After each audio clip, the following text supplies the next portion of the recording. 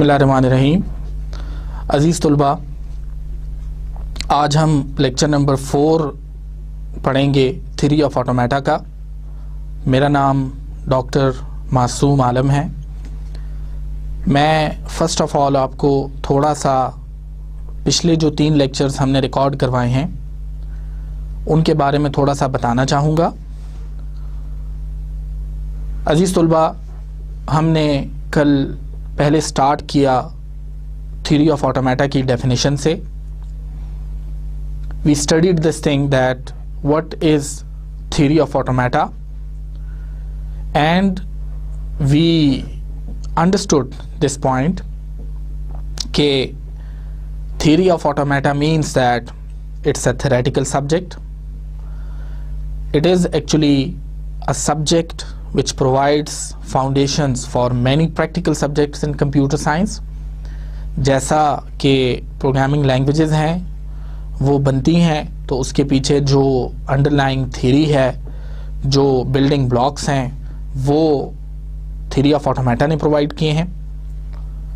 Another important point is that this subject is self acting. इसके अंदर जो constructs define किए जाते हैं वो कुछ इस तरह के कंस्ट्रक्ट्स होते हैं कि जिनको आप कोई ख़ास इनपुट देते हैं और वो उस ख़ास इनपुट पर एक ख़ास तरीके से एक्ट करते हैं। अज़ीज़ तलबा, जैसे आपने कल देखा कि हमने किसी भी लैंग्वेज को डिफ़ाइन करने के लिए सबसे पहले उसके मेन कंस्ट्रक्ट्स डिफ़ाइन किए। जो लैंग्वेजेस हैं वो 2 तरह की होती हैं, इनफॉर्मल लैंग्वेजेस होती हैं और फॉर्मल लैंग्वेजेस होती हैं। हम ज़्यादातर फोकस जो है वो फॉर्मल लैंग्वेजेस पे करेंगे इस सब्जेक्ट के अंदर। इसके अलावा इस सब्जेक्ट के अंदर फॉर्मल लैंग्वेजेस के बेसिक कंस्ट्रक्ट्स को स्टडी हमने किया। जैसे फॉर एग्ज़ाम्पल अल्फ़ाबेट्स को सिग्मा से डिनोट किया जाता है। इसके बाद हमने एम्प्टी स्ट्रिंग या नल स्ट्रिंग को देखा। एम्प्टी स्ट्रिंग को लैम्डा से रिप्रेजेंट किया जाता है और ये ख़ास किस्म की स्ट्रिंग होती है जिसके अंदर कोई भी एलिमेंट्स नहीं होते, कोई भी सिंबल्स इसके अंदर मौजूद नहीं होते। इसके अलावा हमने प्लस ऑपरेशन, क्लीने स्टार क्लोजर देखा। क्लीने वो फेमस लॉजिशियन है जिनको एट्रीब्यूट करने के लिए क्लीने स्टार क्लोजर उनके नाम से मंसूब किया गया है और ये सिग्मा स्टार को रिप्रेजेंट करता है। सिग्मा स्टार से मुराद वो तमाम कॉम्बिनेशन ऑफ स्ट्रिंग्स हैं जो कि एक्चुअली आपके किसी भी अल्फ़ाबेट से मिलके बन सकती हैं। सिर्फ फ़र्क प्लस ऑपरेशन और सिग्मा स्टार में ये होता है कि सिग्मा स्टार में आपके पास नल स्ट्रिंग होती है जबकि प्लस ऑपरेशन जो है उसमें नल स्ट्रिंग नहीं होती। कल हमने इंतहाई डिटेल से डेनियल ए कोहन की किताब से काफ़ी क्विज़ेस को सॉल्व करने की कोशिश की, उनके सॉल्यूशंस प्रोवाइड करने की कोशिश की। उम्मीद है आपने ख़ुद भी उनके सॉल्यूशंस को देखा होगा और वो सॉल्यूशंस जो कि हमने नहीं किए वो आप ख़ुद से ट्राई करेंगे। लेक्चर नंबर 2 के अंदर फिर हमने उसी लैंग्वेज के मज़ीद हिस्सों को देखा। मिसाल के तौर पे पैलिंड्रोम की लैंग्वेज को कैसे डिफ़ाइन किया जाता है। पैलिंड्रोम जो है वो एक ख़ास किस्म की लैंग्वेज है जिसमें कि स्ट्रिंग्स डिफ़ाइन की जाती हैं। इसके अलावा अज़ीज़ तलबा, हमने प्लस ऑपरेशन को देखा। पैलिंड्रोम की लेंथ कैसे फॉर्म की जाती है या पैलिंड्रोम कैसे इवन और ऑड लेंथ का फॉर्म किया जाता है। इवन लेंथ के लिए हमने देखा कि आपको पहले स्ट्रिंग को लिखना होता है और फिर आप उसी का रिवर्स लिख देते हैं। अज़ीज़ तलबा, यहाँ पे हमने एक बहुत इंपॉर्टेंट पॉइंट नोट किया कि अगर किसी भी अल्फ़ाबेट के अंदर एक से ज़्यादा सिंबल्स हों, मिसाल के तौर पे sigma is equal to A B, तो इसका मतलब A B comma A let say अगर है तो इसका मतलब बिल्कुल भी ये नहीं है जैसे मिसाल के तौर पर इस वक्त आपके सामने सिग्मा है ए बी कॉमा ए। तो यहाँ पे मैंने आपको एक इम्पॉर्टेंट पॉइंट बताया और वो ये है कि ये ए बी जो है this is equal to 1 symbol. इस चीज़ का ख्याल रखना बहुत ज़रूरी है कि ये एक सिंबल है, ये दो सिंबल नहीं है। जब भी अगर आप s is equal to A B करके और s की लेंथ मालूम करना चाहेंगे तो वो आपके पास एक आएगी, दो नहीं आएंगी। तो इस चीज़ का ख्याल रखना बहुत ज़रूरी है। इसी तरीके से अगर आप ए बी का रिवर्स लेना चाहें तो यहाँ पे लेट्स से आपके पास स्ट्रिंग है s जो कि ए बी है।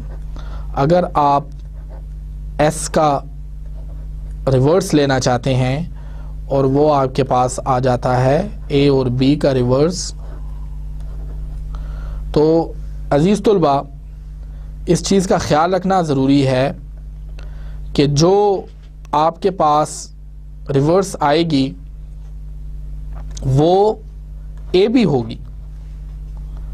अगर आप उसको किसी तरह से भी बी ए करना चाहें मिसाल के तौर पे, तो वो बी ए जो है ये आंसर गलत है, इसका रिवर्स ए बी है। उसकी रीज़न ये है कि जो पैलिंड्रोम की लैंग्वेज में स्ट्रिंग्स होती हैं वो भी एक्चुअली लैंग्वेज ऑफ सिग्मा में इंक्लूडेड होती हैं। देखिए, अगर sigma is equal to A B comma a है और इसकी कंकेटिनेशन से आप जितनी भी स्ट्रिंग्स बनाते हैं जो कि सिग्मा स्टार से आप रिप्रेजेंट करते हैं या सिग्मा प्लस से रिप्रेजेंट करते हैं, सिग्मा स्टार से रिप्रेजेंट करेंगे तो उसके अंदर नल स्ट्रिंग नहीं होगी और अगर उसके अंदर आप सिग्मा प्लस से करेंगे तो उसके अंदर नल स्ट्रिंग नहीं होगी। अब अगर आप उसी स्ट्रिंग्स में पैलिंड्रोम्स को रिप्रेजेंट करते हैं तो पैलिंड्रोम्स कोई ऐसी लैंग्वेज नहीं आ रही आपके पास जो कि सिग्मा के अल्फ़ाबेट्स को वायलेट करती हो, बल्कि पैलिंड्रोम से आपके पास एक ऐसी लैंग्वेज आएगी जो कि सिग्मा में इंक्लूडेड होगी। तो पैलिंड्रोम्स को इस लिहाज से अजीज़ तुलबा अंडरस्टैंड करना बहुत ज़रूरी है कि पैलिंड्रोम से जो लैंग्वेज आती है वो भी एक्चुअली आपकी सिग्मा में इंक्लूडेड होती है। जैसे कि आपके सामने की एग्जांपल है, sigma is equal to A B comma ए।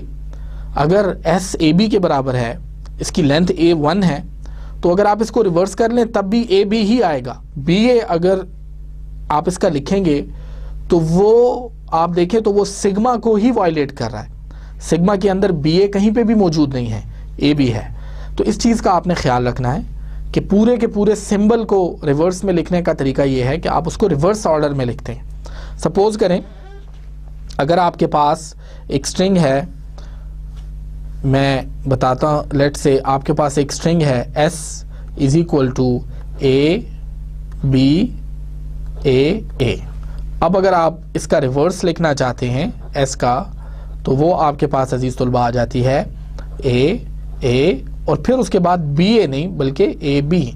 अब इसके अंदर आप देखें तो ये ए और फिर उसके बाद ए बी आपके पास आ जाता है। तो अजीज़ तुलबा इस लिहाज से इस चीज़ का ख्याल रखना बहुत ज़रूरी है। अल्फ़ाबेट्स को डिफ़ाइन करते हुए कन्फ्यूजन से बचने के लिए जैसे कि आपको पता है, आप अल्फ़ाबेट्स जब डिफ़ाइन करेंगे तो सेम नेम के अल्फ़ाबेट्स अगर वो स्टार्ट होते हैं तो फिर उनको अवॉइड करना चाहिए। इसी तरह से प्लस ऑपरेशन और जो सिग्मा है, इससे हमारे पास जो लैंग्वेजेस जनरेट होती हैं वो इनफिनिट होती हैं, लेकिन हर वर्ड की लेंथ जो है वो हमारे पास फिनिट होती है। इसके अलावा अजीज़ तुलबा जब हम इन तमाम लैंग्वेजेस को डिफ़ाइन करने लगते हैं तो कल हमने जैसे कि पढ़ा कि हमारे पास 4 वेज़ हैं डिफ़ाइन करने के लिए। हमारे पास डिस्क्रिप्टिव डेफिनेशन से हम डिफ़ाइन कर सकते हैं, रिकर्सिव से कर सकते हैं, रेगुलर एक्सप्रेशन के थ्रू कर सकते हैं और फिनिट ऑटोमेटा के थ्रू कर सकते हैं। प्रीवियस जो लेक्चर्स हैं we have already studied that how to define a language through descriptive method. आज हम स्टार्ट करेंगे with the help of recursive method और इसी तरीके से फिर उसके बाद हम आज देखेंगे कि रेगुलर एक्सप्रेशन के थ्रू जो है वो किसी लैंग्वेज को कैसे डिफाइन किया जाता है। तो आइए आज का लेक्चर स्टार्ट करते हैं। रिकर्सिव वे से लैंग्वेज को कैसे डिफाइन किया जाता है A recursive definition is fundamentally a three-step process. We specify some basic objects in the set. Basic objects हम define करते हैं sets के अंदर. And then those basic objects must be finite. मतलब आप जब किसी set के अंदर कोई basic objects define कर रहे हैं तो वो infinite नहीं होने चाहिए. आप उनमें से पहले दो या कोई भी दो एलिमेंट्स डिफाइन करते हैं या दो से ज़्यादा, लेकिन वो फिनिट होते हैं और हम उनके बारे में कुछ रूल्स लिखते हैं उन दो एलिमेंट्स के बारे में या एक एलिमेंट के बारे में. दूसरे स्टेप में हम उन बेसिक रूल्स को मज़ीद इन्हांस करते हैं और हम बताते हैं कि फॉर एग्ज़ाम्पल अगर पहला और दूसरा एलिमेंट रूल 1 की मदद से इस तरह बन सकता है तो तीसरा और चौथा एलिमेंट किस तरह बनेगा, ये हम बताते हैं सेकंड स्टेप के अंदर रूल 2 में बताते हैं. और तीसरे रूल में we declare a statement that without the above mentioned two rules, यानी कि rule 1 and rule 2, it is not possible to form this language. Why this is called recursive way? चूंकि आप रूल 1 और रूल 2 को एक दूसरे के साथ हेल्पिंग अंदाज में यूज करते हैं और बार बार यूज करते हैं. रूल 2 में रूल 1 को यूज करते हैं, रूल 1 में रूल 2 को यूज करते हैं और इसके अलावा जो सेट के अंदर मजीद एलिमेंट्स होते हैं उनको भी डिफाइन करने के लिए you need to use the rule 1 and rule 2. आइए अजीज तुलबा थोड़ा सा कुछ एग्जाम्पल्स के जरिए देखते हैं. एक बड़ी सिंपल सी लैंग्वेज है इंटीजर की. आप देख चुके हैं कि इंटीजर की लैंग्वेज में आपके पास कौन कौन से एलिमेंट्स मौजूद होते हैं. सपोज करें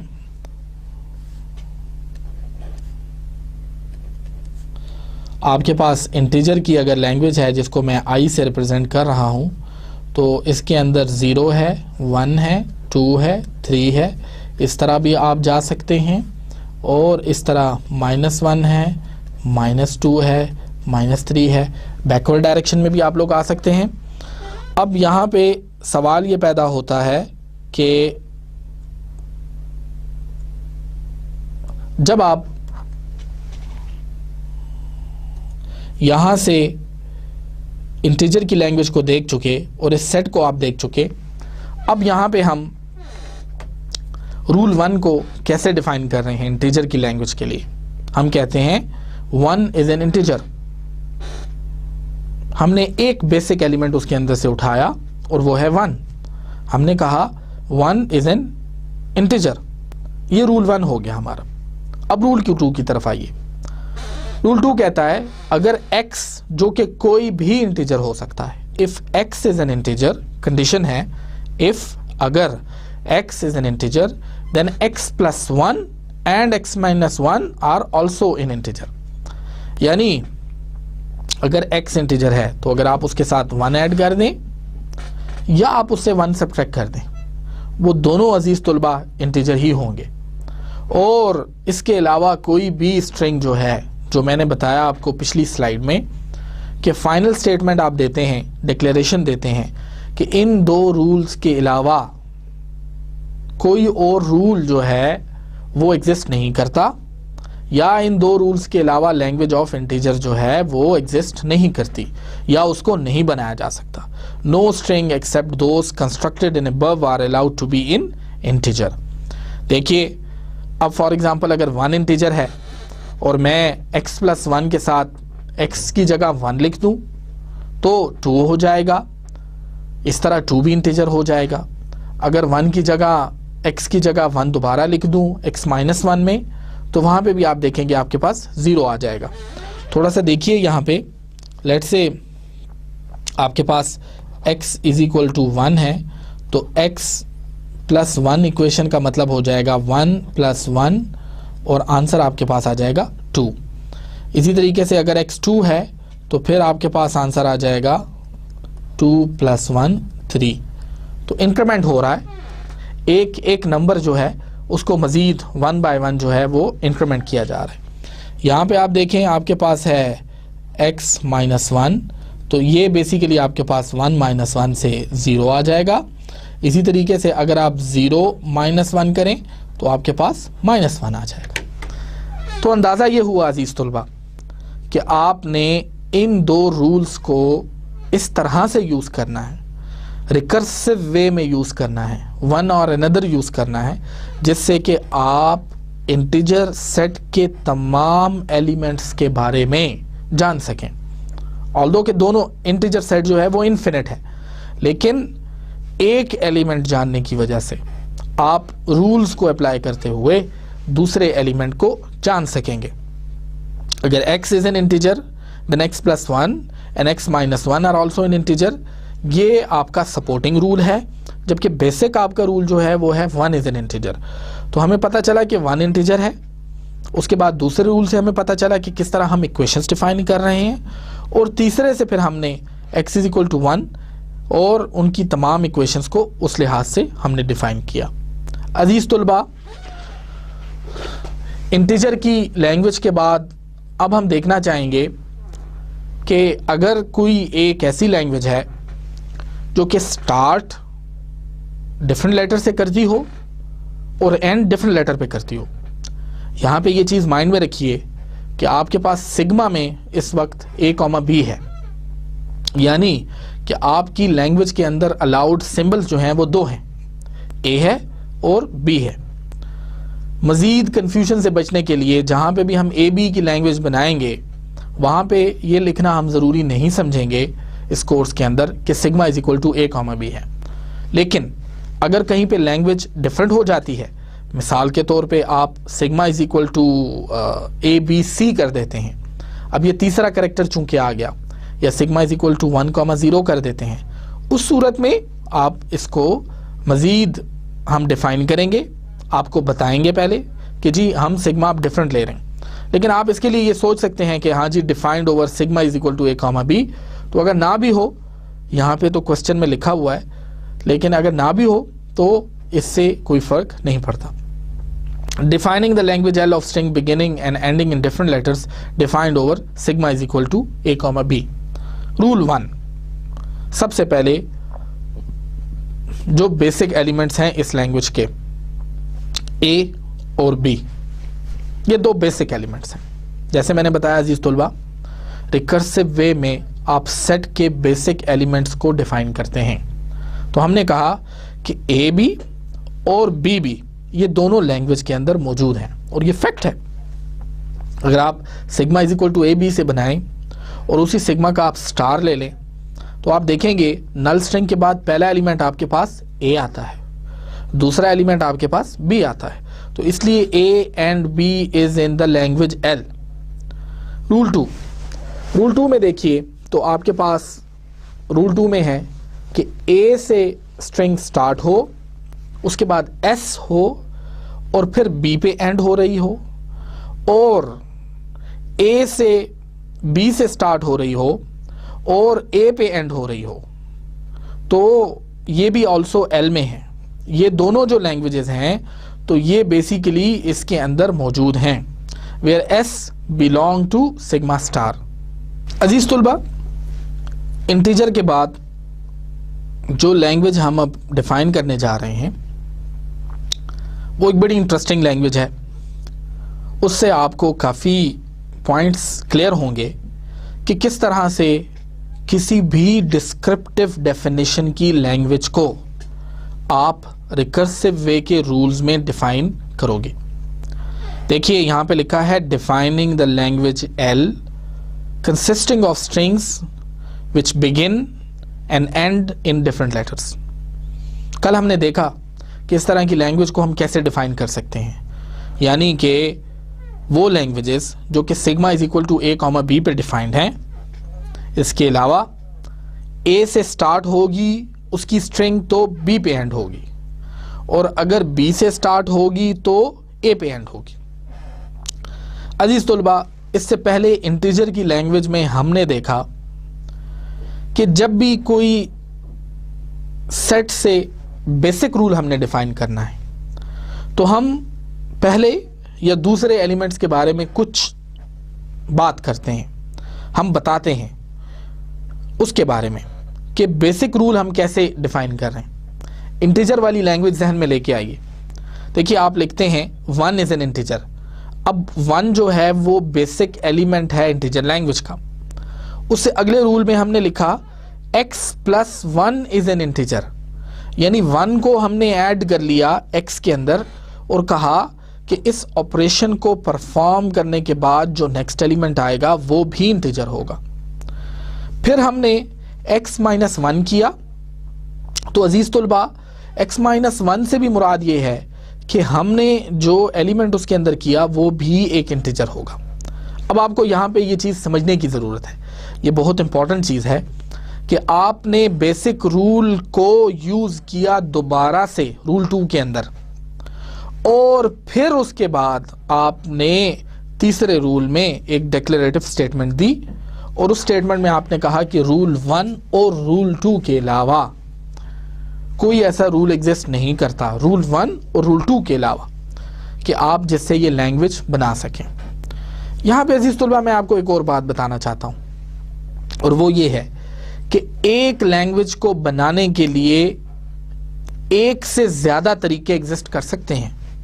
मिसाल के तौर पे आज हम देखेंगे कि आप पैलिंड्रोम को रिकर्सिव वे से 2 तरीकों से डिफाइन कर सकते हैं, यानी पहले के लिए भी रूल 1 और रूल 2 डिफाइन कर सकते हैं मेथड 1 से, और दूसरे मेथड से भी रूल 1 और रूल 2 डिफाइन कर सकते हैं। इस वजह से ये जो तीसरी स्टेटमेंट लिखी होती है, इसका मतलब ये है कि इन दोनों रूल्स को यूज करके ये लैंग्वेज डिफाइन की जा सकती है, लेकिन इसका ये हरगिज मतलब नहीं है कि कोई और तरीका नहीं एग्जिस्ट करता इस लैंग्वेज को डिफाइन करने के लिए रिकर्सिव वे में।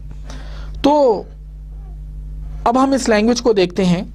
इसके अलावा अजीज तुलबा एक और पॉइंट जो आपके लिए अंडरस्टैंड करना बहुत ज़्यादा ज़रूरी है, वो ये है कि sigma is equal to a comma B,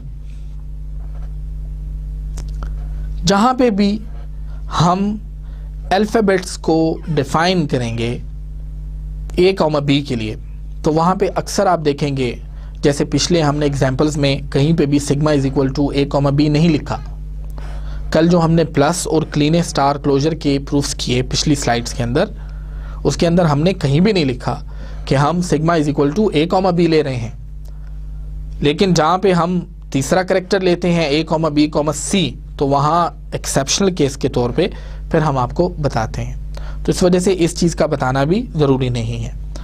तो अब दोबारा आते हैं, हम बता रहे हैं कि जी ए बी और बी ए जो है वो इस लैंग्वेज में एग्जिस्ट करती है। मतलब ये 2 बेसिक एलिमेंट्स हैं, ए से स्टार्ट होगा तो बी पे एंड होगा, बी से स्टार्ट होगा तो ए पे एंड होगा। अगला रूल डिफाइन किया कि अगर ए से स्टार्ट हो रहा है और बी पे एंड हो रहा है, और अगर बी से स्टार्ट हो रहा है और ए से एंड हो रहा है, जबकि एस जो है वो बिलोंग करता है सिग्मा स्टार को। अजीज तुलबा यहाँ पे आप बहुत ज़्यादा वो करें, फोकस करें, ये सिग्मा स्टार है, यानी एस को बिलोंग किया जा रहा है सिग्मा स्टार से।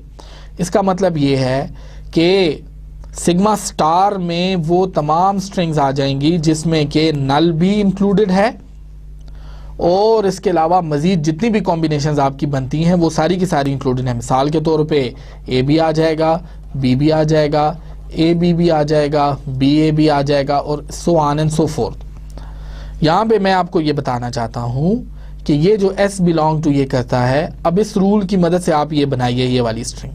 फॉर एग्जाम्पल ए से स्टार्ट हुई, एस है एंड बी है। अगर हम एस को नल करेक्टर ले लेते हैं तो ये हो जाएगी ए नल करेक्टर बी, जो कि बन जाएगी ए बी। तो ये हमें रूल 1 से पता है कि ये वाली स्ट्रिंग जो है ये इस लैंग्वेज में एग्जिस्ट करती है। इसी तरीके से अगर मैं करना चाहता हूँ ए, एस और बी, अब मैं जब यहाँ पे लेट से नल करेक्टर की जगह ए ले लेता हूँ तो ये हो जाएगा ए बी। अब ये स्टार्ट ए से कर रही है, बी पे एंड कर रही है, तो इससे हमें पता चला कि ए बी जो है वो भी इस लैंग्वेज में एग्जिस्ट करती है। इसी तरीके से आप मज़ीद भी स्ट्रिंग्स बना सकते हैं। अब तीसरा जो रूल डिफाइन है अजीज तुलबा, उसमें बताया गया है कि no string except those constructed in above are allowed to be inner. और कोई भी स्ट्रिंग जो है इस लैंग्वेज के अंदर इन 2 रूल्स के अलावा नहीं बनाई जा सकती। लेकिन कोई और तरीका ज़रूर एग्जिस्ट कर सकता है जिससे कि इस लैंग्वेज को रिकर्सिव डेफिनेशन के थ्रू डिफाइन किया जा सके। आइए थोड़ा सा मजीद जो है वो देखते हैं, फैक्टोरियल की एग्जाम्पल को देखते हैं। फैक्टोरियल आपको पता है एक ऐसी लैंग्वेज है जिसके अंदर उस एलिमेंट से नीचे जो पॉजिटिव नंबर्स हैं उनको आपस में मल्टीप्लाई करने से आपके पास उस ख़ास नंबर का फैक्टोरियल हासिल हो जाता है। 3 का फैक्टोरियल जो होगा वो 3 इंटू 2 इंटू 1 से आपके पास आ जाएगा, यानी कि 6। 4 का जो फैक्टोरियल होगा 4 इंटू 3 इंटू 2 इंटू 1 से आपके पास हासिल हो जाएगा, और इस तरह से आपके पास 4 का फैक्टोरियल जो है वो 24 हो जाएगा। अजीज तुलबा, अब हम रूल 1 में देखते हैं तो जो बेसिक एलिमेंट है इसका वो है कि 0 का फैक्टोरियल हमेशा 1 होता है, ये आपको पता भी है, और 0 का फैक्टोरियल 1 है तो इसका मतलब 1 जो है वो फैक्टोरियल लैंग्वेज के अंदर एग्जिस्ट करता है। दूसरे नंबर पे फिर फॉर्मूला दिया हुआ है कि आप किसी भी नंबर का फैक्टोरियल लेने के लिए उस नंबर का फैक्टोरियल बराबर होगा नंबर इनटू नंबर -1 का फैक्टोरियल। अजीज तुलबा, यहाँ पे एग्जाम्पल के तौर पे मैं आपको बताऊं तो आप देख सकते हैं कि मिसाल के तौर पे आपके पास 3 का फैक्टोरियल है,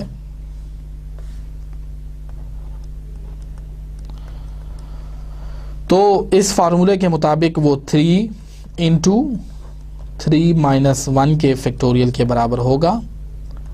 फिर इसका मतलब है कि वो ये 3 - 1 से आपके पास 2 आ जाएगा, जो कि बराबर हो जाएगा आपके पास 2 का फैक्टोरियल जो होगा वो 2 इंटू 2 - 1 के फैक्टोरियल के बराबर हो जाएगा। इसी तरीके से आप 2 इंटू 1 का फैक्टोरियल ले लेंगे और आपके पास 3 इंटू 2 इंटू 1 इंटू 0 का फैक्टोरियल आ जाएगा। अजीज तौर पर बताना ये चाहता हूँ यहाँ पे कि यहाँ पे जो आपने 2 - 1 किया ये एक्चुअली आपने बाय रूल 2 किया, क्योंकि रूल 2 में आपको पता है कि n इंटू n - 1 का फैक्टोरियल का एक्चुअली मतलब क्या है। यानी अगर आपने n का फैक्टोरियल लेना है, 1 का फैक्टोरियल लेना है, तो वो 1 - 1 का फैक्टोरियल होगा।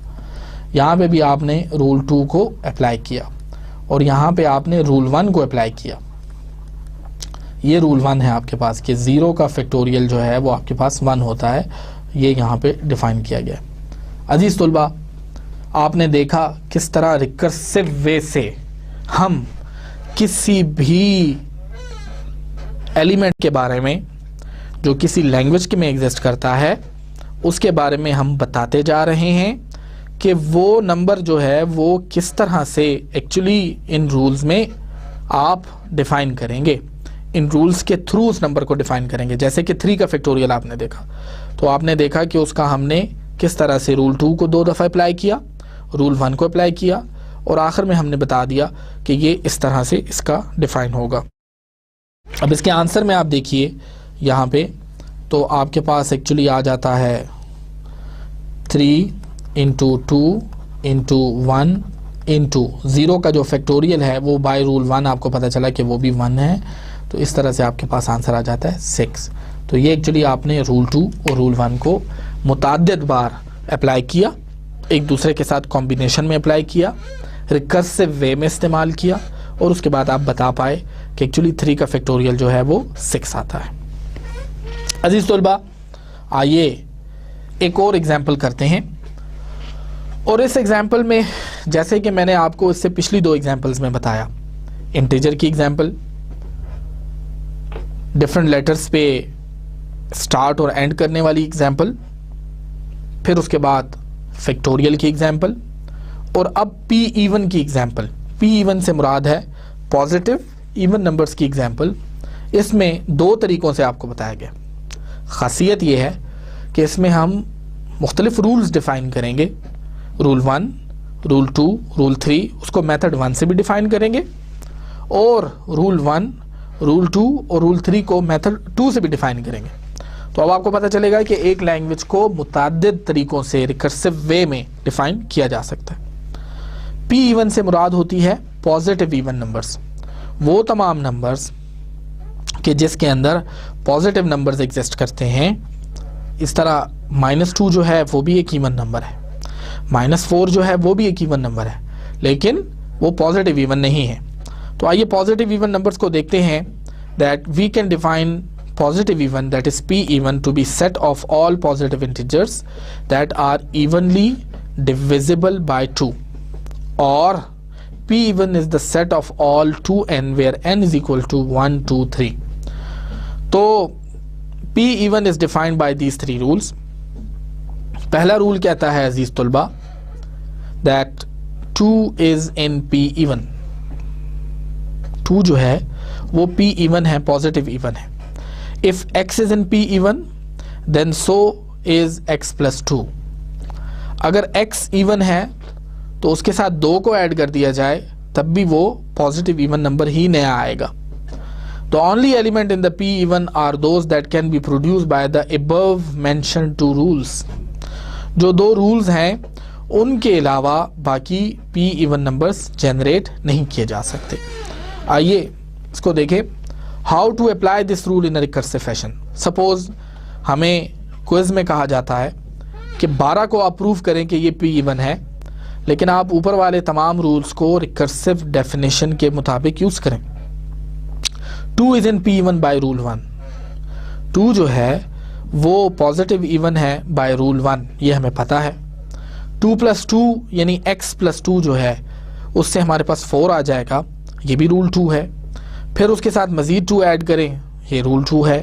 x + 2 फिर करें, फिर 8 आ जाएगा, ये भी पॉजिटिव इवन है। 8 + 2 करें 10, तो ये भी पॉजिटिव इवन है। और आखिर में अजीज़ तुलबा 10 + 2 = 12, ये भी रूल 2 से हुआ। तो आपने देखा आपने किस तरह रिकर्सिव वे में उस वक्त तक रूल्स को अप्लाई किया जब तक कि आपने ये प्रूव नहीं कर दिया कि 12 पॉजिटिव इवन है या नहीं। अजीज तुलबा अगर इसकी जगह 13 दिया जाता और आपसे काउंटर में पूछा जाता कि आप ये प्रूफ करके बताएं कि कैसे ये पॉजिटिव इवन नहीं है, तो आप उस सूरत में भी 2 लेते, उसके साथ मजीद 2 ऐड करते, 4 आ जाता, फिर 6 आता, फिर 8 आता, फिर 10, फिर 12, फिर 14 आ जाता। जब 14 आ जाता तो आप उसमें लिखते कि चूंकि 12 के बाद 14 आ गया है और 13 इसमें मिसिंग है, तो bye rule 1 and rule 2, rule 3 की डेक्लेरेटिव स्टेटमेंट में हम ये लिख चुके हैं कि अगर इन 2 रूल्स के अलावा इन 2 रूल्स को अप्लाई करने के बाद भी एक नंबर प्रूव नहीं होता तो वो उस लैंग्वेज में एग्जिस्ट नहीं करेगा। इस वजह से कि 12 के बाद हमारे पास 14 आ रहा है और नंबर्स अब मज़ीद ज़्यादा होते जा रहे हैं, 13 उसमें नहीं आ रहा, इस वजह से उसको पॉजिटिव इवन कंसिडर नहीं किया जा सकता। Method number 2, we can make another definition of the positive even as follows. अब हम थोड़ा सा इसको मजीद उस तरह से डिफाइन कर रहे हैं। मैंने जैसे आपसे कहा कि एक लैंग्वेज को आप अजीज तुलबा 2 तरीक़ों से भी डिफाइन कर सकते हैं, 2 मुख्तलिफ रिकर्सिव मेथड उसके लिए डिफाइन कर सकते हैं। पहला रूल कहता है कि 2 इज इन पी इवन। 2 जो है वो बेसिक एलिमेंट है, लेकिन अगर x और y आपके पास 2 पॉजिटिव इवन नंबर्स हैं तो x + y is in P even, तो x और प्लस कर दिया जाए उसको y के साथ तो वो भी आपके पास एक पॉजिटिव इवन नंबर ही आएगा। No number is in P even unless it can be produced by rule 1 and rule 2। Rule 1 और रूल 2 के अलावा नहीं बन सकते, मतलब रूल 1 और रूल 2 को इन कंजंक्शन यूज करना पड़ेगा, इकट्ठा यूज करना होगा, तभी जाके आपके पास रूल 1 और रूल 2 उस तरह से डिफाइन होंगे। अब आप देखें how to show that 12 is in P even. 2 is in P even by rule 1, 2 + 2 = 4 is P even by rule 2। ये आपने क्यों डिफाइन किया 2 + 2? इस वजह से कि अगर x और y दोनों पॉजिटिव इंटीजर्स हैं, यानी कि x भी और y भी, तो x अगर आपके पास 2 है और y भी आपके पास 2 है, तो x प्लस y दोनों जो हैं उससे जो नया एलिमेंट आएगा रूल 2 के मुताबिक वो भी पॉजिटिव इवन नंबर होगा। 4 प्लस 4 जो होगा वो भी पॉजिटिव इवन होगा, और 4 प्लस 8 जो होगा वो भी पॉजिटिव इवन होगा। और इस तरह से हमने 12 को ये प्रूव करने में हम कामयाब हो गए कि 12 जो है वो एक पॉजिटिव इवन नंबर है। अजीज तुलबा, इससे आगे जो एग्जाम्पल हम अब देखना चाह रहे हैं वो एग्जाम्पल है पैलिंड्रोम की। आप जानते हैं पैलिंड्रोम उस लैंग्वेज में को कहते हैं कि जिसके अंदर वो तमाम स्ट्रिंग्स एग्जिस्ट करती हैं जो कि जिनका स्टार्ट और जिनका एंड वो एक ही उस पे होता है। कहने का मतलब ये है कि अगर आप उस स्ट्रिंग को रिवर्स कर लें तो आपके पास वही स्ट्रिंग दोबारा आ जाती है। अल्फ़ाबेट हमारे पास जो है A, B है। डिस्क्रिप्टिव वे में उसको डिफाइन किया गया है कि W such that W is equal to reverse of W, यानी W और रिवर्स ऑफ W बराबर हैं। और फिर एग्जाम्पल भी बताई गई है, सिग्मा के नल स्ट्रिंग उसमें इंक्लूडेड है, A भी है क्योंकि A पे स्टार्ट हुआ A पे एंड हुआ, या अदर वर्ड्स अगर आप A को रिवर्स करें तो A पे ही आ रहे हैं, B को रिवर्स करें तो B आता है, double A double B and so on and so fourth. A recursive definition for palindrome is as follows। अजीज तुलबा, सबसे पहले तो हमने डिफाइन किया कि A और B पैलिंड्रोम है, यानी उस लैंग्वेज को देख के आप उसके पहले बेसिक एलिमेंट्स हमने डिफाइन किए कि A और B जो है वो पैलिंड्रोम है। फिर हमने लिखा कि अगर W जो है वो पैलिंड्रोम में है तो फिर A W A भी पैलिंड्रोम है और B W B भी पैलिंड्रोम है। अजीज तुलबा, W पैलिंड्रोम है। W मिसाल के तौर पे आपके पास B A B है। मैं यहाँ पे एग्जांपल में आपको बताता हूँ कि B जो है वो आपके पास यहाँ पे B, W जो है वो B A B है। अब इस रूल के मुताबिक अगर B A B के शुरू में A B A B लगा दिया जाए या B A B के शुरू और आखिर में हमारे पास B लगा दिया जाए, तो B A B और शुरू और आखिर में B लगा दिया जाए। रूल 2 कह रहा है कि इससे भी जो स्ट्रिंग बनेगी वो भी पैलिंड्रोम होगी। अब आप देखिए, हम इसको स्टार्ट से लेते हैं, इसको रिवर्स करते हैं तो A B A B A, ये हमने पहली वाली स्ट्रिंग को रिवर्स किया। और इस तरह दूसरी वाली स्ट्रिंग को जब हम रिवर्स करेंगे तो अजीज तुलबा हमारे पास आ जाता है B B A B B, तो ये भी वही स्ट्रिंग दोबारा आ जाती है। तो इन दो स्ट्रिंग्स के अलावा इस रूल में लिखा है इन दोनों को कंजंक्शन में इकट्ठा यूज करने के बाद आपके पास जो स्ट्रिंग्स आएंगी वो पैलिंड्रोम होंगी। और इन्हीं दो रूल्स को इकट्ठे यूज करके आप पैलिंड्रोम की लैंग्वेज को डिफाइन कर सकते हैं। जैसा कि मैंने आपको बताया अजीज तुलबा, this is not the only way to define a palindrome. इसके बाद अब हम दूसरे तरीके से भी देखते हैं कि पैलिंड्रोम को कैसे डिफाइन किया जा सकता है, रेगुलर एक्सप्रेशंस। अब दूसरे तरीके से आप पैलिंड्रोम को किस तरह से डिफाइन करेंगे, इसके बारे में आपको मैं ये असाइनमेंट के तौर पे दे रहा हूं कि आप ऐसे दो रूल्स डिफाइन करें जिसमें कि A W A और B W B के अलावा भी कोई तरीका यूज किया गया हो और उसमें आप पैलिंड्रोम को डिफाइन कर सकें। अजीज तुलबा, इस चीज़ का भी ख्याल रखिएगा कि आपको असाइनमेंट के तौर पे जो क्वेश्चन दिए गए हैं उन क्वेश्चंस के अंदर आपको रिकर्सिवली इन रूल्स को ना सिर्फ लिखना होगा बल्कि अप्लाई भी करना होगा, और उनको अप्लाई करने के बाद आपको इस चीज़ का अंदाज़ा होगा कि एक्चुअली आपने इन रिकर्सिव डेफिनेशंस को कैसे फॉर्म करना है और उसमें मुख्तलिफ लैंग्वेजेस को कैसे डिफाइन करना है। अजीज तुलबा, जैसे कि हमने पैलिंड्रोम के बारे में पढ़ा कि AWA से उसको डिफाइन किया जा सकता है और BWB से उसको डिफाइन किया जा सकता है, जहाँ पे W जो है वो आपका एक वर्ड है। वर्ड दोबारा अपने जहनों में ताज़ा कर लीजिए ये कॉन्सेप्ट कि वर्ड मीन्स कि वो एक स्ट्रिंग है लेकिन वो किसी पर्टिकुलर लैंग्वेज को बिलोंग करती है। Words are strings but all strings are not words. ये हम पहले लेक्चर के अंदर इस बात के बारे में आगाही हासिल कर चुके हैं। अब मैं आपको इससे आगे लिए चलता हूँ और वो है रेगुलर एक्सप्रेशंस।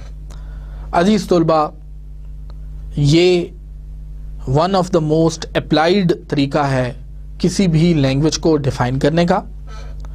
आजकल इंटरनेट के ऊपर बहुत सी ऐसी लैंग्वेजेस हैं जो कि रेगुलर एक्सप्रेशन के लिए बाकायदा आपको लाइब्रेरीज फराहम करती हैं। आप रेगुलर एक्सप्रेशंस को यूज़ करते हुए उनसे मुख्तलिफ़ किस्म की लैंग्वेजेस जनरेट कर सकते हैं और ये तरीका जो है ये काफ़ी हद तक नाफिजुल अमल है। जावा में, C++ में और बहुत सी लैंग्वेजेस में इसकी लाइब्रेरीज अवेलेबल हैं। यहाँ ये बताता चलूँ कि हम दो तरीके ऑलरेडी पढ़ चुके हैं। डिस्क्रिप्टिव डेफिनेशन से हम किसी लैंग्वेज को कैसे डिफाइन करते हैं और रिकर्सिव वे में हम उसको कैसे डिफाइन करते हैं। ये दो तरीके हम ऑलरेडी पढ़ चुके हैं। अब जो तीसरा तरीका अजीज तुलबा मैं आपको बताने जा रहा हूँ वो है regular expressions. Regular expression is one of the most common means of defining a language. It actually provides a concise matching of strings. Concise से मुराद ये है कि आप एक रेगुलर एक्सप्रेशन लिख के उससे पूरी लैंग्वेज को डिफाइन कर सकते हैं कि उस लैंग्वेज के अंदर कितनी नंबर ऑफ इनफिनिट स्ट्रिंग्स आ सकती हैं। अजीज तुलबा, रेगुलर एक्सप्रेशन की अहमियत का आपको अंदाज़ा कुछ इस तरह हो सकता है कि जब आप सिग्मा में A, B डिफाइन करते हैं और आप कहते हैं कि मैं ऐसी लैंग्वेज सिग्मा से बनाना चाहता हूं जो कि A से स्टार्ट हो, B पे एंड हो, B से स्टार्ट हो और A में एंड हो। अजीज तुलबा, इसकी डिस्क्रिप्टिव डेफिनेशन क्या होगी? डिस्क्रिप्टिव डेफिनेशन होगी that it contains all the words that start and end in different letters of sigma. That is, they start in A and then ends at B, and if they starts at B, it ends in A. अजीज तुलबा, अब अगर आपसे as a computer programmer ये कहा जाए कि आप वो तमाम स्ट्रिंग्स इस तरह से डिफाइन करें लैंग्वेज के अंदर, आप कहें कि A, B इसके अंदर आएगी, B, A, B इसके अंदर आएगी, A, B इसके अंदर आएगी, A, B इसके अंदर आएगी। अब ये कितनी स्ट्रिंग्स आप डिफाइन करेंगे? मिसाल के तौर पे हमने इसमें डिफाइन किया कि सिग्मा इज इक्वल टू हमारे पास है A, B और रूल हमारे पास ये कहता है डिस्क्रिप्टिव में कि जो भी वर्ड्स होंगे लैंग्वेज के वो डिफरेंट लेटर्स में होंगे। अब मैं लैंग्वेज डिफाइन करना चाहता हूँ तो इसमें A, B आएगा, B, A, B आएगा और इस तरह से हमारे पास A, B, A, B आएगा और इस तरह से अजीज तुलबा A, B आएगा।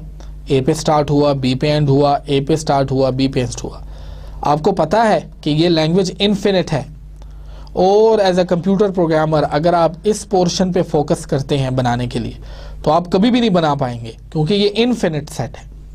इसके लिए कोई ऐसा तरीका चाहिए होगा, कोई एक ऐसा कंसाइज मेथड चाहिए कि जो हम कंप्यूटर को दें और वो खुद से एक इनफिनिट लैंग्वेज को रिकग्नाइज कर सके। तो वो तरीका अजीज तुलबा जो कंप्यूटर में नाफिजुल अमल है, जो कंप्यूटर में इस वक्त यूज हो रहा है, उसको रेगुलर एक्सप्रेशन कहा जाता है। रेगुलर एक्सप्रेशन को आप उसकी गहराई में जाके देखें तो ये आपको एक ऐसा कंसाइज तरीका बताता है कि जिसकी मदद से आप एक्चुअली इसमें मुख्तलिफ जो इन्फिनिट लैंग्वेजेस हैं उनको स्क्वीज करके एक स्ट्रिंग उनकी बना लेते हैं, और उस स्ट्रिंग या रेगुलर एक्सप्रेशन की मदद से कंप्यूटर एक इन्फिनिट लैंग्वेज को जनरेट भी कर सकता है, एक इन्फिनिट लैंग्वेज को रिकग्नाइज भी कर सकता है। The concept is associated with the Clean's formalism of regular sets introduced in 1950।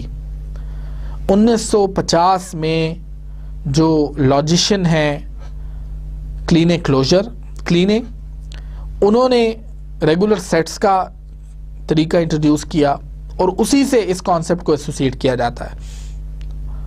जो रेगुलर एक्सप्रेशन को बनाने के लिए ऑपरेटर्स यूज होंगे अजीज तुलबा, मुझे थोड़ी सी आपकी ज्यादा कंसंट्रेशन अब चाहिए, वो ये फॉलोइंग है। Useful operators used in the regular expression are as follows. Star is equal to, star अगर लिखा होगा तो इसका मतलब होगा 0 or मोर। सिग्मा के साथ जब आप स्टार लिखते हैं तो उसका मतलब है नल स्ट्रिंग इंक्लूडेड होती है। प्लस का मतलब होता है कि उसमें 1 or मोर यानी कि नल स्ट्रिंग इंक्लूडेड नहीं होती। मैं आपको आगे चल के इस चीज़ के बारे में ज़रूर बताऊंगा कि इस स्टार में और उस स्टार में कोई फ़र्क नहीं है। मिसाल के तौर पे अगर एक रेगुलर एक्सप्रेशन लिखा है कि ए स्टार, तो अजीज़ तुलबा इस रेगुलर एक्सप्रेशन का मतलब है कि 0 or मोर। अगर आप यहाँ पे 0 ले लें तो आपके पास ऑटोमेटिकली क्या आ जाएगी, नल स्ट्रिंग आ जाएगी। इस चीज को समझना बहुत जरूरी है कि एक्चुअली जो क्लीन क्लोजर आपने किया है उसमें जो स्टार आप यूज करते हैं और जो स्टार आप रेगुलर एक्सप्रेशन में यूज करते हैं, इनमें कोई खास फर्क मौजूद नहीं है। इसी तरीके से अगर आप ए प्लस करते हैं तो जैसे कि आपको पता है कि उसके अंदर नल स्ट्रिंग नहीं हो सकती, तो जो बेसिक एलिमेंट इसके अंदर मौजूद होगा उसको हम कहेंगे ए। एक ए जरूर होगा, 1 or मोर, तो इसका मतलब है कि इसमें एक होगा या एक से ज्यादा एलिमेंट्स होंगे।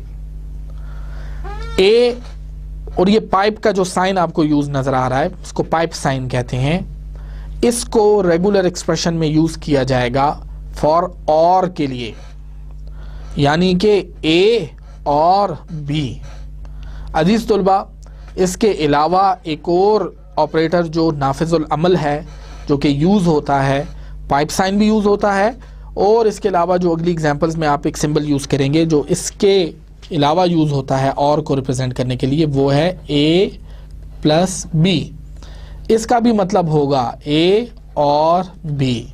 देखिए इस प्लस को आप कंफ्यूज मत कीजिएगा, इससे पहले जो हमने लिखा ए तो वो प्लस पावर में था, यहाँ पे एक्सपोनेंशियल। इसका मतलब था कि 0 or मोर, जबकि हम जब a प्लस बी यहाँ लिख रहे हैं तो इसका मतलब है a और b, इन दोनों में फ़र्क है। यहाँ a प्लस का मतलब है a एक दफ़ा या एक से ज़्यादा, तो एक से ज़्यादा इन्फिनिट टाइम्स हो सकता है, तो यहाँ पे आप इस तरह से वो लैंग्वेज कर सकते हैं।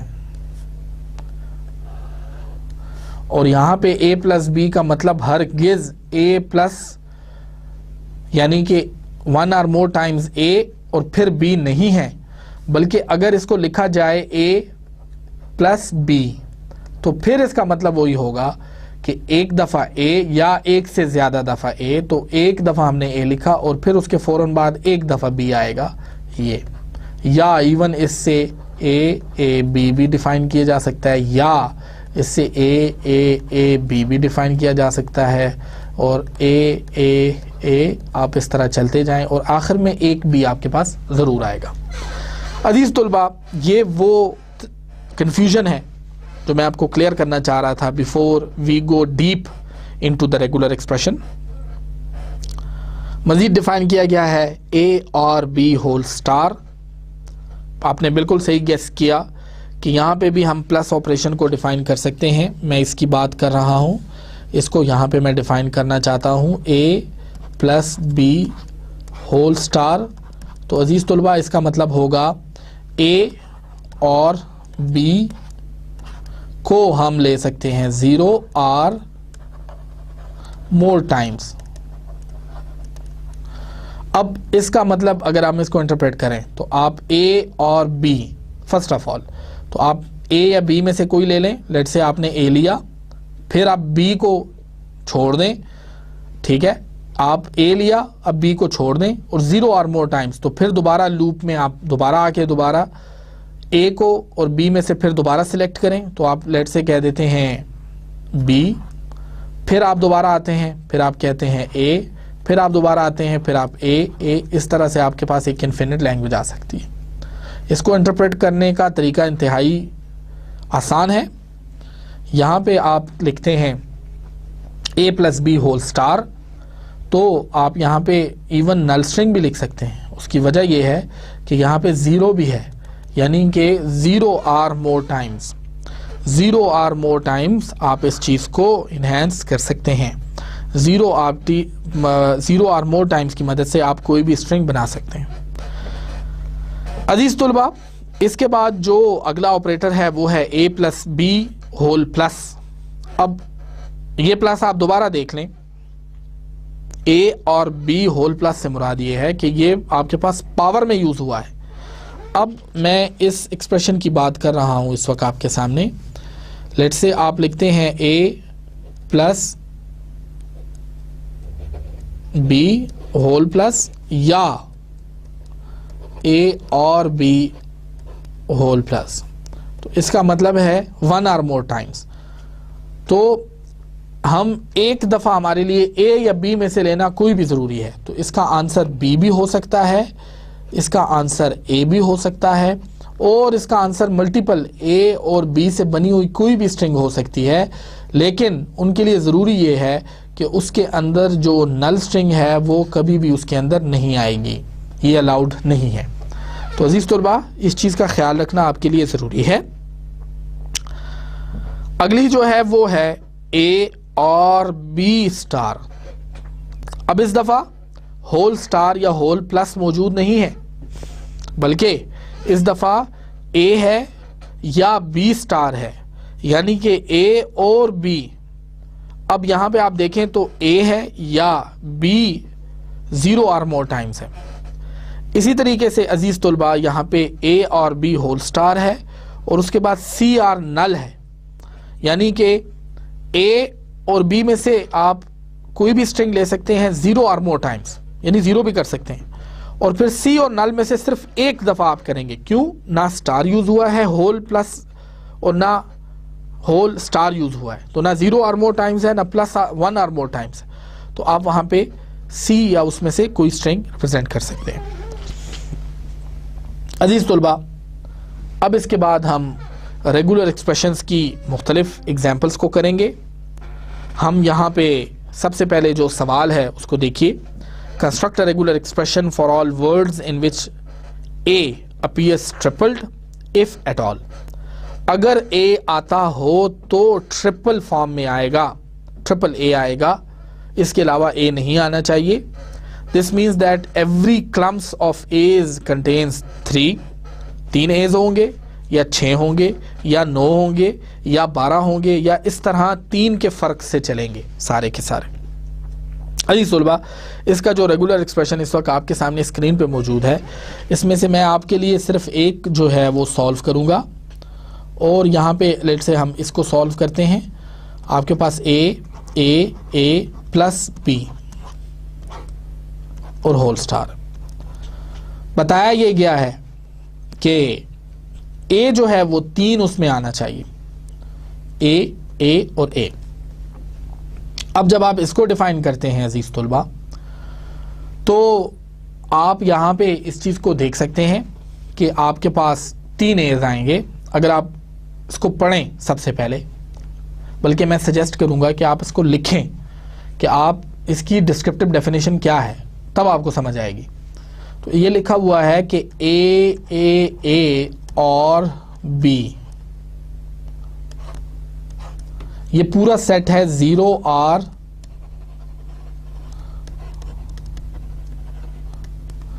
और मोर टाइम्स, यानी ये पूरा सेट आप 0 और मोर टाइम्स लूप चला सकते हैं। अब आप लेते हैं फॉर एग्जांपल ए और ए या बी।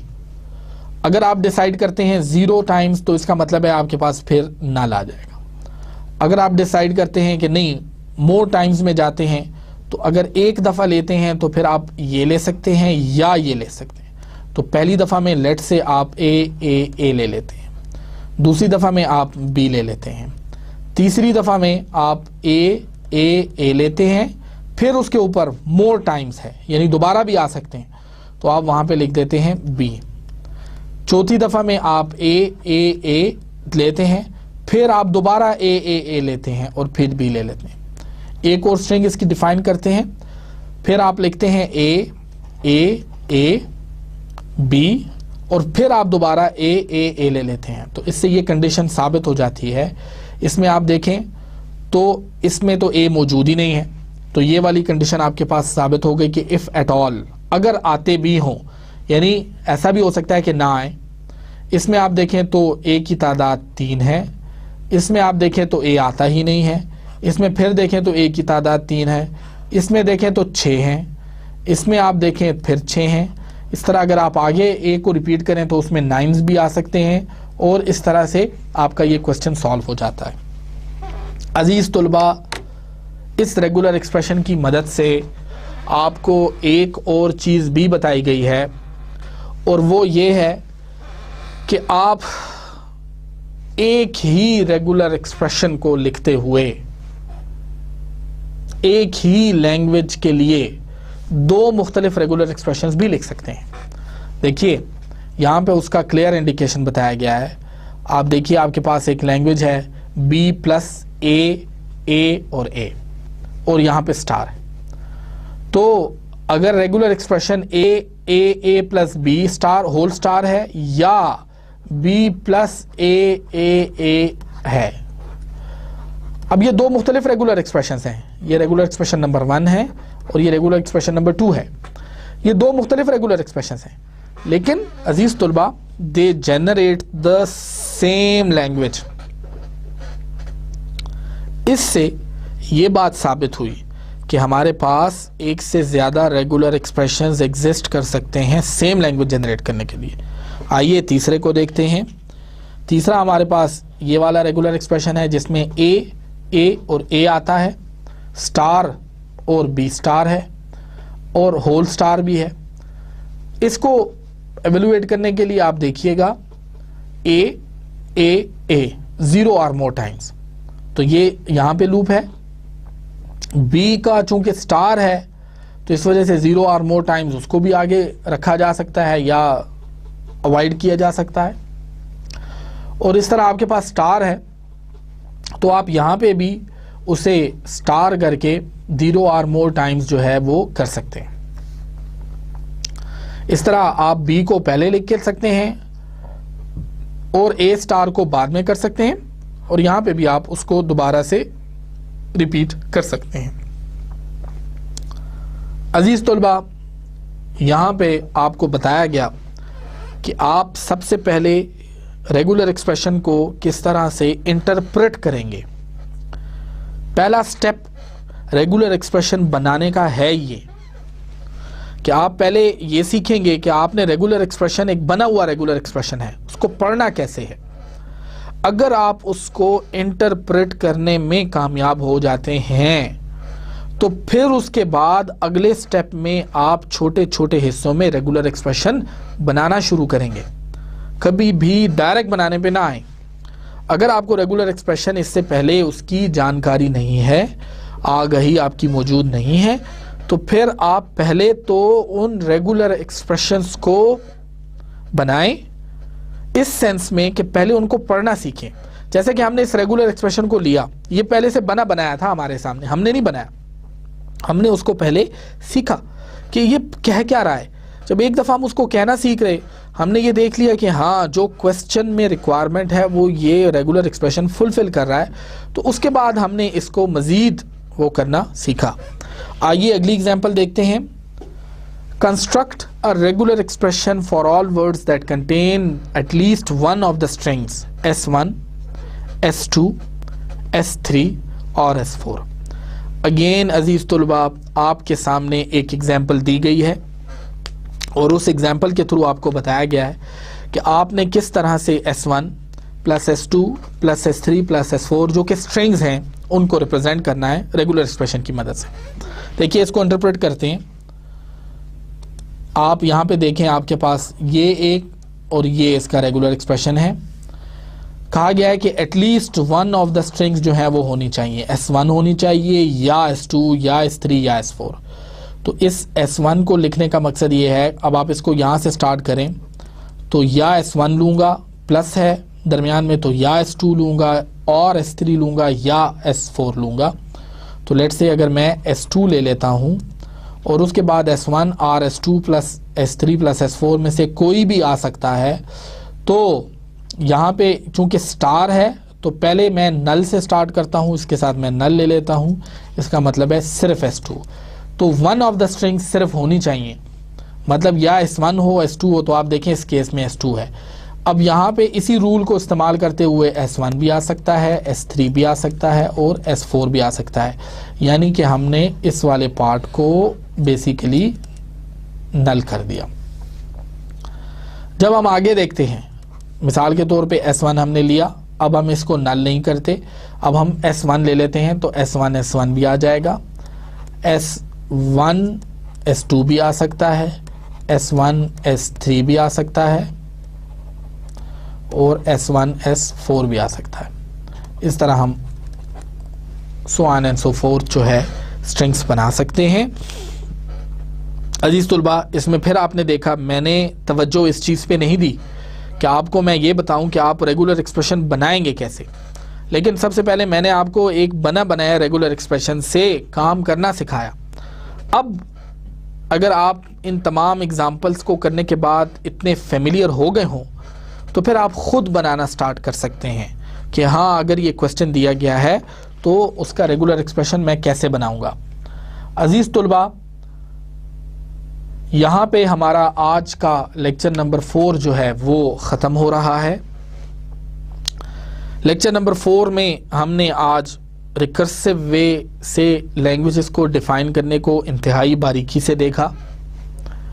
हमने रिकर्सिव वे की एग्जांपल्स को ना सिर्फ डिफ़ाइन किया बल्कि उनको अप्लाई किया। हमने डिफ़ाइन किया कि आप किस तरह से मुख्तलिफ लैंग्वेजेस में उसको डिफ़ाइन कर सकते हैं। तीसरी चीज़ हमने ये की कि हमने रेगुलर एक्सप्रेशन पढ़े और हमने ये देखा कि रेगुलर एक्सप्रेशन वो नाफिजुल अमल तरीका है, वो अप्लाइड तरीका है जो कि कंप्यूटर साइंस में यूज़ होता है। इस वक्त बहुत सी लैंग्वेजेस उसको यूज़ करती हैं, उसकी लाइब्रेरीज अवेलेबल हैं जिसकी मदद से आप कोई भी रेगुलर एक्सप्रेशन ना सिर्फ लिखते हैं, उससे दो काम ले सकते हैं। कंप्यूटर आपके लिए एक इनफिनिट लैंग्वेज जनरेट भी कर सकता है और किसी इनफिनिट लैंग्वेज को रिकग्नाइज भी कर सकता है। ये रिकग्निशन वाला जो पार्ट है ये इंतहाई ज़्यादा इम्पॉर्टेंट पार्ट है, बेसिक बिल्डिंग ब्लॉक है जो कि जाके आगे बहुत सी फील्ड्स ऑफ कंप्यूटर साइंस में यूज़ होती हैं। मतलब कंप्यूटर को इस चीज़ की आगाही हम देते हैं कि उसने किसी भी लैंग्वेज को कैसे अंडरस्टैंड करना है। तो रेगुलर एक्सप्रेशन उन तमाम फील्ड्स में जिसमें कि कंप्यूटर को रिकग्निशन के लिए यूज़ किया जाता है एक बेसिक बिल्डिंग ब्लॉक है। और जैसे कि मैंने आपको बताया था कि ये थ्योरी ऑफ ऑटोमेटा का वो मेन कंस्टिट्यूएंट एलिमेंट है जो कि बाकी बहुत सी चीज़ों में इस्तेमाल होता है। अजीज़ तुलबा, फिर उसके बाद हमने रेगुलर एक्सप्रेशन की एग्जांपल्स को देखा। रेगुलर एक्सप्रेशन की एग्जांपल्स में हमने इस चीज़ को अंडरस्टैंड किया कि कैसे ये तमाम लैंग्वेजेस जो हैं इनका रेगुलर एक्सप्रेशन बनाया जा सकता है। और आपके लिए मेरी एडवाइस यही थी कि पहले आप बने बनाए रेगुलर एक्सप्रेशंस को अंडरस्टैंड करें, इंटरप्रेट करें और फिर उसके बाद उनको मज़ीद वो करें। Thank you very much. This is end of lecture number 4 and I will see you in lecture number 5। Thank you very much.